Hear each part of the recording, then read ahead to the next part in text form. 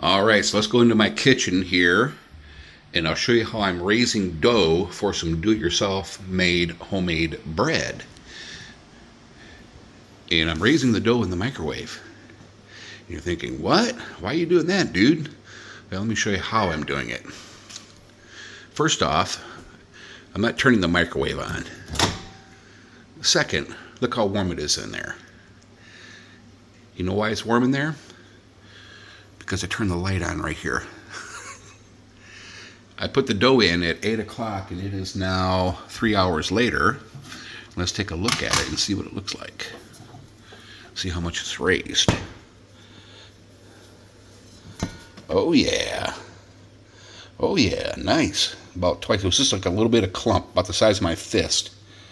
And look how much that's raised. Very, very cool. I'm going to make some brochen, German brochen. And there you have it. Pretty cool, huh? Just shut the door. Plenty warm in there. All right, later.